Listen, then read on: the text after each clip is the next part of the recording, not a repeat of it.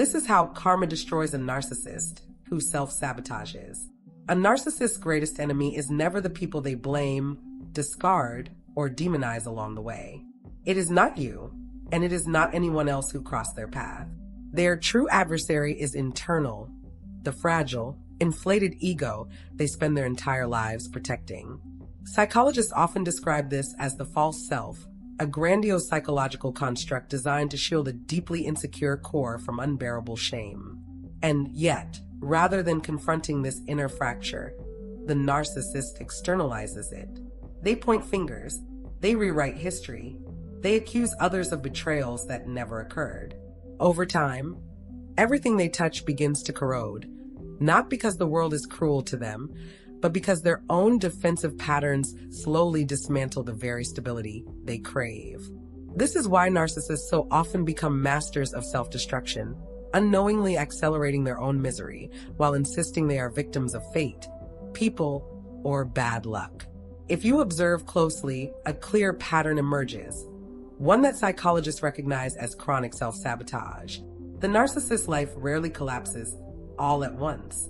Instead, it erodes through repeated behaviors that poison relationships, undermine trust, and isolate them socially and emotionally. What looks like karma from the outside is often the predictable outcome of defenses turned inward, of survival strategies that once protected a wounded psyche now becoming the very mechanisms that ensure long-term suffering. One of the earliest signs of this self-destruction appears in how narcissists handle relationships. They struggle to maintain genuine friendships, not because people are inherently disloyal, but because the narcissist quietly destroys trust through gossip, ridicule, and manipulation. In the beginning, they can appear charming, attentive, even curious.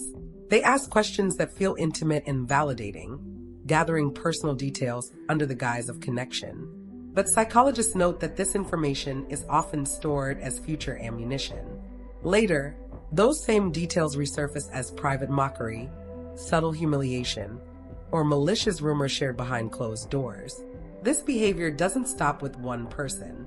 The narcissist often triangulates entire social circles, spreading distorted narratives that position them as superior while quietly discrediting others. Friends become uneasy. Conversations feel unsafe. Over time, people instinctively distance themselves, sensing that closeness comes with a cost. When those relationships dissolve, the narcissist rarely reflects on their role. Instead, they spiral into self-pity, asking why everyone leaves them, interpreting abandonment as proof of their unlovability rather than a consequence of their actions. Clinically, this reflects a profound inability to form secure attachment, one rooted in a lack of empathy, accountability, and emotional transparency. Ironically, the very tactics they use to feel powerful guarantee their isolation. Another deeply destructive pattern emerges in the narcissist's relationship with crisis. Many narcissists manufacture emergencies, not always consciously, but compulsively as a way to regain attention, control, or emotional supply. Psychologists compare this to maladaptive attachment behavior. When emotional regulation fails internally, it is outsourced through panic and drama. They exaggerate health scares, financial disasters, or emotional breakdowns, drawing others into a state of urgency. Initially, people respond with concern. Over time, however, repeated false alarms erode credibility. This pattern becomes particularly damaging when real emergencies arise. Loved ones, exhausted by manipulation, hesitate or disengage entirely. The narcissist then experiences this as abandonment, reinforcing their belief that the world is cruel and untrustworthy. What they fail to see is that their own behavior trained others not to respond. This is self-sabotage in its purest form, a strategy designed to ensure connection that ultimately guarantees abandonment. Perhaps one of the most painful dynamics unfolds in romantic relationships, where narcissists idealize and then devalue with devastating speed. In the early stages, they often appear intensely loving, attentive, and emotionally invested. This phase, what psychologists call idealization, feels intoxicating to the partner. The narcissist projects all their unmet needs onto this person, believing they have finally found the answer to their inner emptiness. But this illusion is fragile. Once the partner reciprocates, something shifts. The chase ends, and with it, the narcissist's interest. Traits that were once admired become sources of irritation. Affection feels intrusive. Emotional availability becomes suffocating. The narcissist begins to devalue the very person who offered them love, blaming them for the internal emptiness that was never truly filled. From a psychological standpoint, this reflects an inability to tolerate intimacy.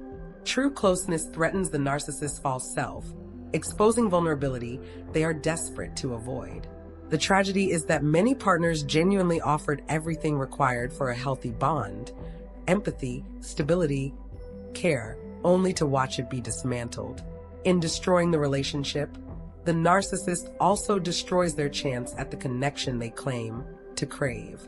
This pattern extends into everyday interactions, where narcissists turn life itself into a competition. Psychologists describe this as chronic comparative thinking, rooted in fragile self-esteem. For the narcissist, someone else's success feels like personal failure. Collaboration feels like submission. Even moments meant for bonding, playing a game with a child, sharing an achievement with a partner, become battlegrounds for dominance. In these moments, the narcissist chooses victory over connection, often without realizing the cost. Children learn that love is conditional. Partners learn that joy invites punishment. Friends learn that success must be hidden. Over time, the narcissist wins many small battles while losing the war for meaningful relationships.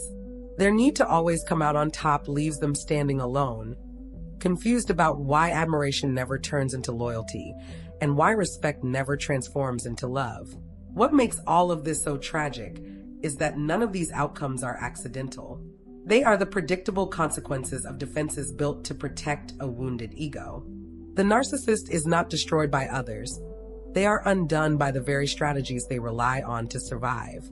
From a psychological perspective, this is not justice delivered by fate, but the natural collapse of a false self that cannot sustain authentic human connection. And in that collapse, the narcissist faces the one thing they have spent their entire life avoiding: themselves.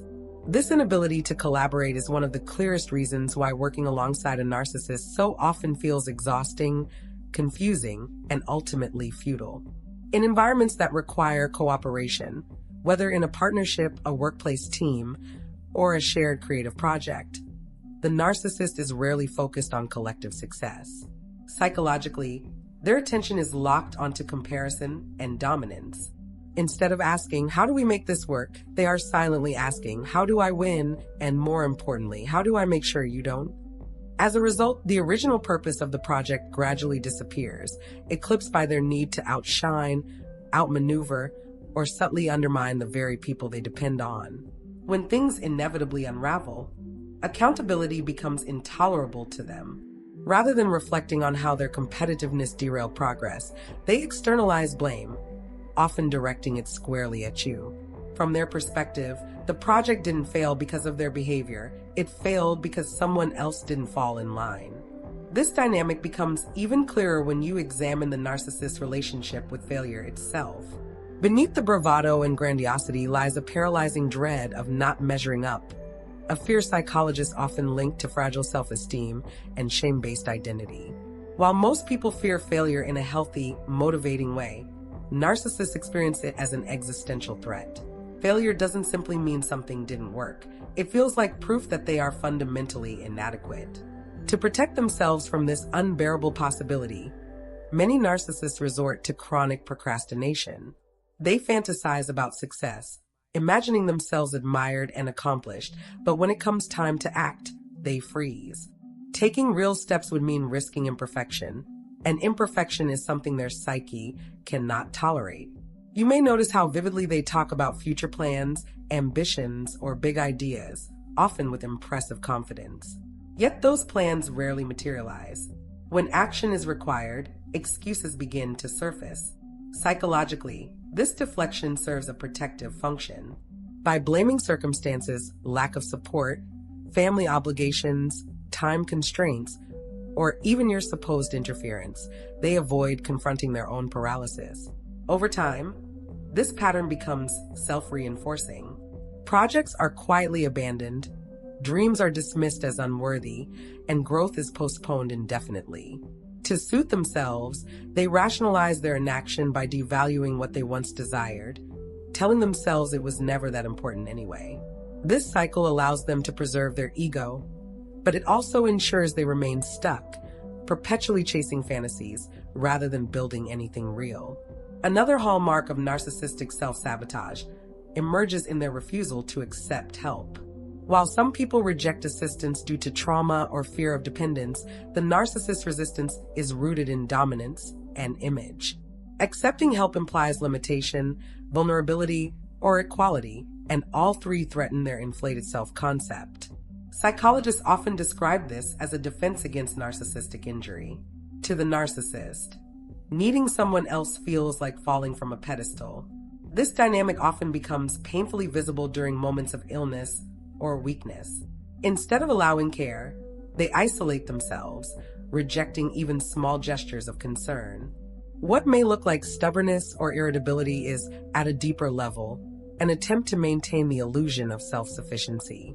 By shutting others out, they protect their ego from the shame associated with dependency.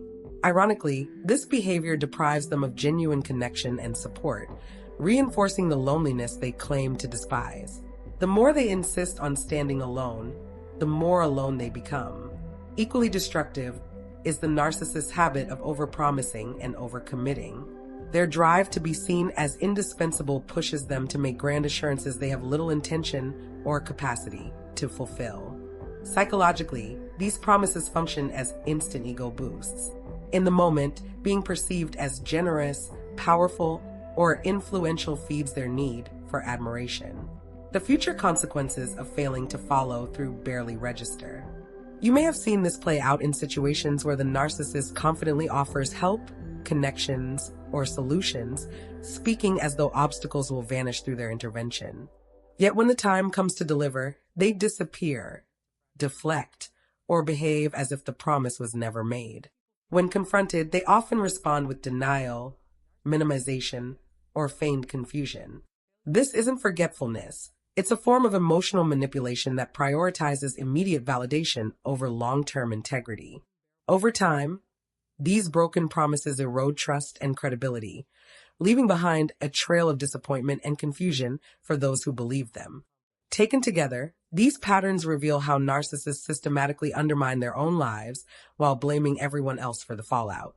They isolate supporters through rumor and mistrust, fabricate crises to secure attention, idealize and then devalue those who get close, turn everyday interactions into competitions, freeze in the face of failure, reject help to preserve dominance, and overpromise to maintain an illusion of importance. Each behavior serves a short-term psychological need, control, admiration, protection from shame, but exacts a long-term cost that compounds over time. Understanding these dynamics is not about pathologizing for the sake of judgment. It is about clarity. When you recognize that these behaviors are rooted in fragile self-esteem and defensive coping, it becomes easier to stop internalizing blame. You begin to see that their chaos is not caused by you, nor is it something you can fix. This awareness empowers you to set boundaries, disengage from power struggles, and protect your emotional well-being. You are not responsible for managing someone else's ego or rescuing them from the consequences of their own patterns. If this exploration resonates with you, know that you are not alone in navigating these dynamics. Awareness is the first step toward reclaiming your power and choosing healthier relationships. Take what serves you, leave what doesn't, and remember that healing often begins when you stop trying to understand them and start prioritizing yourself.